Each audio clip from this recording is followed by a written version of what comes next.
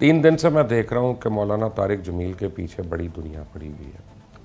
और बड़ी दुनिया जो है ना वो 2 वजूहात से पड़ी हुई है। एक तो ये है कि उन्होंने पहले क्या कह दिया दुआ कराते हुए वज़ीर आज़म का उसमें, जबकि मुख्तलिफ एंकर्स भी बैठे हुए थे, वज़ीर आज़म भी बैठे हुए थे।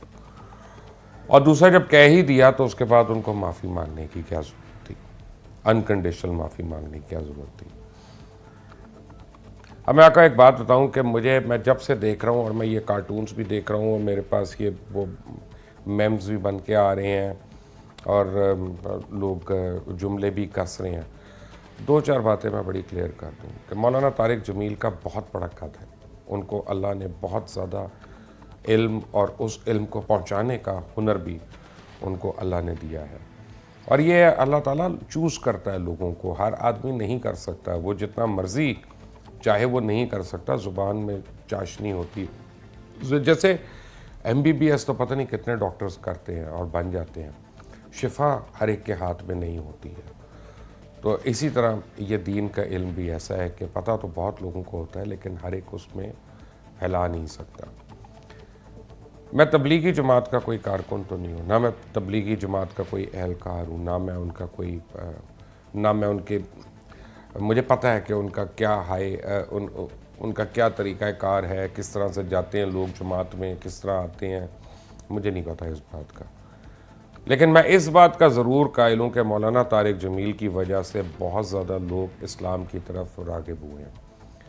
और मैं इस बात का भी कायल हूँ कि मौलाना तारिक जमील से बहुत दफ़ा मैं अब अपनी गुफ्तगू मैंने की और हमने उनको क्या कहते हैं, हम एंकर्स हैं, हम बाज नहीं आते, इसमें फंसाएं या इसमें बात करें या हमें कुछ साउंड बाइट मिल जाए, हमने की। और उन्होंने हमेशा बड़े ठंडे दिल से और बग़ैर किसी यानी मसले के उन्होंने बयान किया। हाँ, वो जो है मौलाना तारिक जमील की एक आदत है कि वो पॉलिटिक्स में नहीं पढ़ते, वो सियासत में नहीं आते। उनको इससे गरज नहीं है कि नवाज़ शरीफ है, शहबाज शरीफ है, इमरान खान है, मौलाना फजल रहमान है या अल्ताफ़ हुसैन है। अगर कोई उनसे दुआ का कहेगा वो उसके लिए दुआ कर लेंगे हाथ उठा के। और यही अल्लाह ताला ने उनको मलका दिया है। अब इस वजह से हम तस्वीरें जोड़ जोड़ के अगर करना ही है तो फिर एंकरों से शुरू हो जाते हैं और फिर उन वज़ीरों से शुरू हो जाते हैं जो कभी किसी हुकूमत में, कभी किसी हुकूमत में और कभी किसी हुकूमत में होते हैं। और बात हो रही थी मीडिया में झूठ बोलने की, तो मोहम्मद मालिक तो मेरे दोस्त हैं, उनको तो मैं कह सकता हूँ, डायरेक्टली कह सकता हूँ। मोहम्मद मालिक साहब, जिस चैनल के मुतल्लिक तारिक जमील साहब ने बात की या जिस ओनर के मुतल्लिक की, मेरा ख्याल है कि मुझे पता है कि इसके मुतल्लिक की।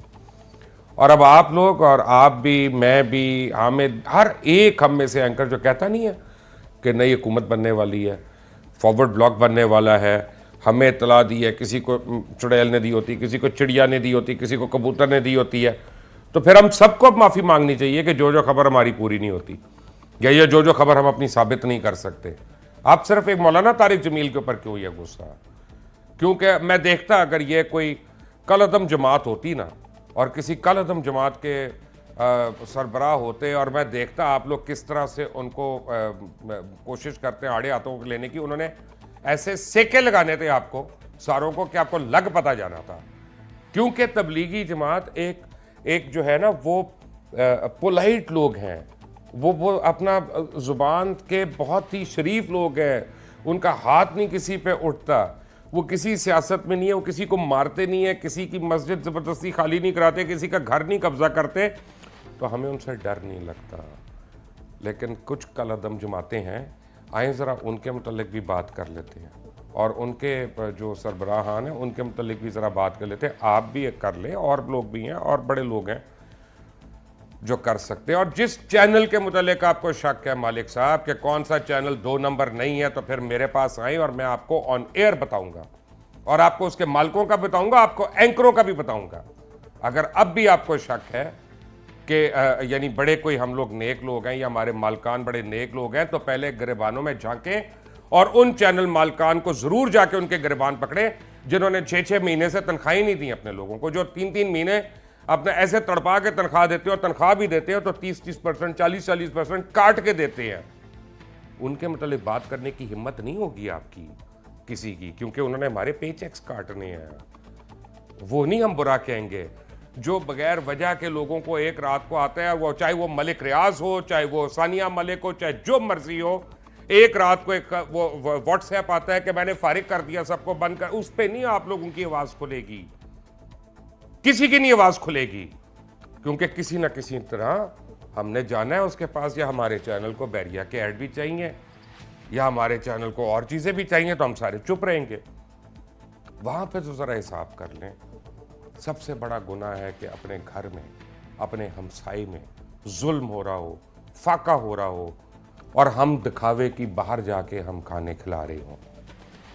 नहीं, मौलाना तारिक जमील को छोड़ दें, वो एक नेक आदमी है, दीन का काम कर रही हैं, हम अपनी लड़ाइयाँ आपस में कर सकते हैं।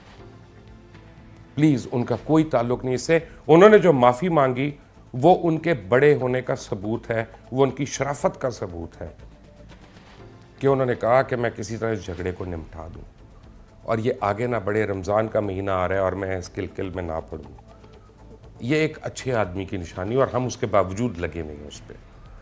और अब जिसने कहा था ना कि पहले नवाज शरीफ, अच्छा हुआ उसकी हुकूमत चली गई, वो आईन पाकिस्तान तोड़ने के मुर्तकिब थे, फिर उसके बाद मुशर्रफ की सपोर्ट किया, फिर मुशर्रफ को कहा जब जाने लगे तो मुशर्रफ ने तो आईन पाकिस्तान तोड़ा था, तो दोनों में से एक ने तो तोड़ा था ना। तो अब आइए ज़रा कौम से माफिया मांग ले कौन कौन है, और सारे खड़े हो जाए लाइन में, और फिर सारे जितने अखबारों के मालकान हैं और यानी हमारे जो हैं नामवर हमारे बड़े बड़े कदावर शख्सियात हैं, उन सब के ऊपर शुरू हो जाते हैं कि कौन किसने कितना जर्नलिज्म की और कितना नहीं किया। नहीं तो मैं तमाम एंकर्स के लिए एक सवाल छोड़ के जा रहा हूं कि नजरिया पाकिस्तान के नाम पे किसने ज़मीनों पे कब्जे किए। चलें, आज का क्विज है ये, और मैं आपको इनाम दूंगा जो भी मुझे इसका जवाब भेजेगा। सबके पास मेरा नंबर है।